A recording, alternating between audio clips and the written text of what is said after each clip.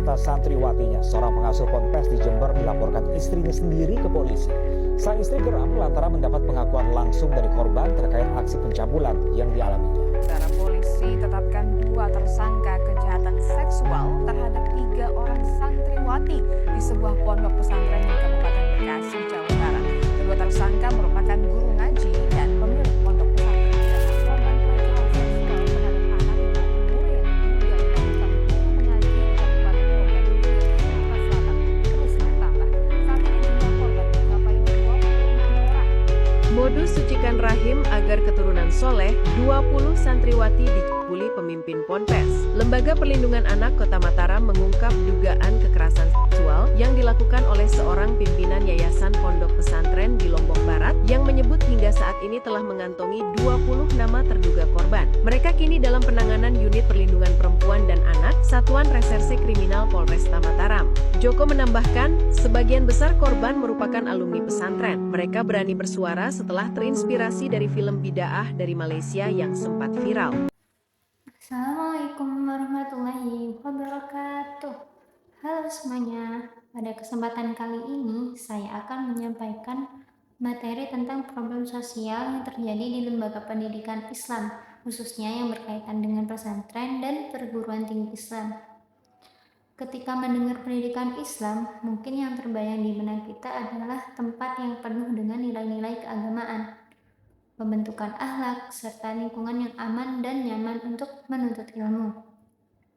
Namun di balik idealisme tersebut, ternyata lembaga pendidikan juga menghadapi berbagai persoalan sosial yang cukup kompleks dan perlu kita perhatikan bersama. Melalui video ini, kita akan membahas 4 problem utama yang sedang dihadapi pendidikan Islam saat ini, yaitu yang pertama, komersialisasi pendidikan. Yang kedua, kurikulum yang kurang relevan dengan perkembangan zaman. Yang ketiga, eksploitasi tenaga santri dan mahasiswa atas nama pengabdian. Dan yang terakhir, serta krisis akhlak yang dilakukan oleh sebagian oknum pendidik. Semoga pembahasan ini dapat menambah wawasan sekaligus menjadi bahan refleksi bagi kita semua. Lembaga pendidikan Islam memiliki sejarah panjang dalam membentuk karakter masyarakat Indonesia. Pesantren misalnya, sejak dahulu dikenal sebagai lembaga yang lahir dari masyarakat, tumbuh bersama masyarakat, dan mengabdi kepada masyarakat. Pendidikan diberikan tanpa memandang latar belakang ekonomi. Bahkan banyak pesantren yang bertahan melalui wakaf, infak, serta semangat gotong royong. Namun, perubahan zaman membawa tantangan baru, globalisasi, perkembangan teknologi, tuntutan kompetensi kerja, hingga masuknya budaya pasar ke dunia pendidikan menyebabkan munculnya berbagai problem sosial yang tidak bisa diabaikan. Karena itu, penting bagi kita untuk mengkaji persoalan-persoalan tersebut secara kritis agar pendidikan Islam tetap mampu menjalankan fungsi utamanya, yaitu mencetak generasi yang berilmu, beriman, dan berakhlak mulia. Problem pertama adalah komersialisasi pendidikan. Secara historis, pesantren berdiri bukan sebagai lembaga pencari keuntungan, melainkan sebagai pusat pendidikan dan pengabdian masyarakat. Santri dari berbagai kalangan dapat belajar tanpa dibatasi kondisi ekonomi. Namun, seiring modernisasi, sebagian lembaga pendidikan mulai mengadopsi logika bisnis, pembangunan fasilitas mewah, sistem boarding school berbiaya tinggi, program unggulan internasional, hingga strategi pemasaran yang agresif menyebabkan biaya pendidikan semakin mahal. Akibatnya, pendidikan Islam yang dahulu bersifat inklusif perlahan menjadi eksklusif. Masyarakat kurang mampu mulai kesulitan mengakses pendidikan berkualitas karena terbentur biaya yang tinggi. Padahal dalam Islam, pendidikan merupakan hak seluruh umat, bukan hanya milik mereka yang memiliki kemampuan ekonomi. Yang perlu dipahami, tidak semua kenaikan biaya pendidikan berarti buruk. Jika biaya digunakan untuk meningkatkan kualitas pendidikan, menyediakan beasiswa, serta menerapkan subsidi silang bagi santri yang kurang mampu, maka hal tersebut dapat dibenarkan. Yang menjadi persoalannya adalah ketika orientasi keuntungan lebih dominan dibandingkan misi pendidikan itu sendiri. Jika hal ini terus dibiarkan, pesantren dikhawatirkan kehilangan identitasnya sebagai lembaga sosial yang berpihak kepada masyarakat. Problem yang kedua adalah kurikulum yang kurang relevan dengan tuntutan abad ke-21. Kitab Kuning merupakan warisan intelektual Islam yang sangat berharga. Melalui kitab kuning, santri mempelajari tafsir, hadis, fikih, tasawuf, nahwu, soroh, dan berbagai disiplin ilmu lainnya yang membentuk fondasi keislaman yang kuat.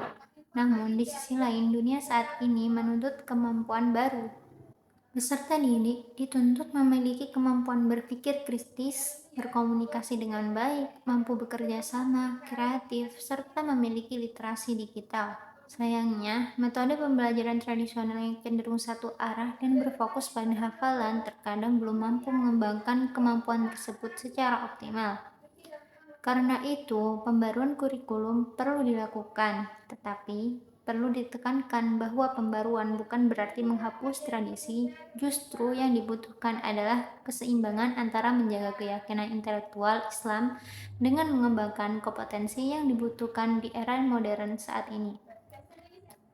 Santri tidak hanya dituntut menjadi pribadi yang alim dalam ilmu agama, tetapi juga mampu memahami realitas sosial, memanfaatkan teknologi secara bijak, serta memberikan solusi terhadap persoalan masyarakat. Dengan demikian, lulusan pendidikan Islam akan siap menghadapi tantangan zaman tanpa kehilangan identitas keislamannya. Problem yang ketiga, eksploitasi tenaga santri dan mahasiswa dalam bingkai pengabdian. Dalam tradisi pesantren terdapat konsep yang disebut hikmah atau pengabdian. Santri diajarkan untuk membantu guru, melayani pesantren, serta belajar tentang keikhlasan dan tanggung jawab. Nilai ini pada dasarnya sangat mulia, namun masalah muncul ketika pengabdian dilakukan tanpa batas yang jelas. Santri dapat diminta bekerja terus-menerus tanpa penghargaan yang layak, tanpa waktu istirahat yang cukup, bahkan tanpa kesempatan untuk menyampaikan keberatan. Hal serupa juga dapat terjadi di lingkungan kampus mahasiswa yang terkadang diminta membantu pekerjaan dosen di luar batas akademik yang wajar, karena merasa takut terhadap konsekuensi yang mungkin memengaruhi nilai atau kelulusannya. Dalam teori Michael, kekuasaan sering bekerja secara halus dan diterima sebagai sesuatu yang wajar. Pihak yang memiliki otoritas dapat mengaruhi pihak lain tanpa menggunakan kekerasan secara langsung. Sementara, menurut Carl Bourdieu terhadap konsep kekerasan simbolik, yaitu bentuk dominasi yang tidak dianggap sebagai kekerasan karena telah diterima sebagai sesuatu hal yang normal. Akibatnya, korban seringkali tidak menyadari bahwa dirinya sedang mengalami eksploitasi. Padahal, Islam sangat menjunjung tinggi keadilan dalam melarang tindakan zalim dalam bentuk apapun. Rasulullah Shallallahu Alaihi Wasallam bersabda, "Berikanlah upah kepada pekerja sebelum kering keringatnya." Hadis riwayat Ibnu Majah. Hadis ini menunjukkan bahwa penghargaan terhadap tenaga dan martabat manusia merupakan bagian dari ajaran Islam. Karena itu, pengabdian yang sejati harus lahir dari kesadaran dan kerelaan, bukan dari ketakutan atau keterpaksaan akibat struktur kekuasaan yang timpang. Problem terakhir adalah krisis akhlak yang dilakukan oleh sebagian oknum pendidik. Guru dan ustadz merupakan figur teladan. Peserta didik tidak hanya belajar dari materi yang disampaikan, tetapi juga dari sikap perilaku dan cara hidupnya guru. Sayangnya, dalam beberapa tahun terakhir, masyarakat beberapa kali dikejutkan oleh berbagai kasus penyimpangan yang melibatkan oknum pendidik. Perilaku tersebut tentu bertentangan dengan nilai-nilai Islam yang mereka ajarkan. Dampaknya sangat besar. Korban mengalami penderitaan fisik maupun psikologis. Keluarga kehilangan kepercayaan. Bahkan, masyarakat dapat memandang negatif lembaga pendidikan Islam secara keseluruhan. Padahal, Undang-Undang Nomor 14 Tahun 2005 telah menegaskan bahwa guru harus memiliki kompetensi kepribadian, yaitu berakhlak mulia, arif, dewasa, dan mampu menjadi tauladan. Karena itu, pembinaan akhlak tidak cukup hanya diberikan kepada peserta didik, tetapi juga harus terus diperkuat dalam diri para pendidik. Karena pendidikan Islam akan sulit mencapai tujuannya apabila orang yang mendidik tidak mampu menjadi contoh yang baik. Dari pembahasan tadi dapat kita simpulkan bahwa pendidikan Islam saat ini menghadapi 4 problem sosial utama, yaitu yang pertama, komersialisasi pendidikan yang mengancam akses dan keadilan sosial. Yang kedua, kurikulum yang perlu disesuaikan dengan tuntunan abad ke-21 tanpa meninggalkan tradisi keilmuan Islam. Yang ketiga, eksploitasi tenaga santri dan mahasiswa yang perlu dibedakan secara tegas dari pengabdian yang bermartabat. Dan yang keempat, krisis akhlak sebagian oknum pendidik yang dapat merusak kepercayaan masyarakat terhadap lembaga pendidikan Islam. Keempat persoalan tersebut menunjukkan bahwa lembaga pendidikan Islam juga perlu melakukan evaluasi dan pembenahan. Kritik terhadap berbagai problem yang ada bukanlah bentuk kebencian terhadap pendidikan Islam, melainkan wujud kepedulian agar lembaga pendidikan Islam dapat berkembang menjadi lebih baik tanpa kehilangan jati dirinya. Perbaikan tentu membutuhkan kerjasama semua pihak, mulai dari pemerintah, pengelola lembaga pendidikan, guru, ustadz, santri, mahasiswa, orang tua, hingga masyarakat.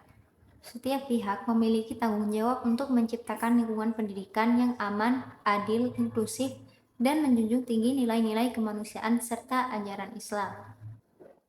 Mari kita bersama-sama mengembalikan pendidikan Islam kepada khitohnya sebagai lembaga yang inklusif, berkeadilan, mencerdaskan, serta membentuk generasi yang tidak hanya unggul dalam ilmu pengetahuan, tetapi juga memiliki akhlak mulia, integritas, dan kepedulian sosial.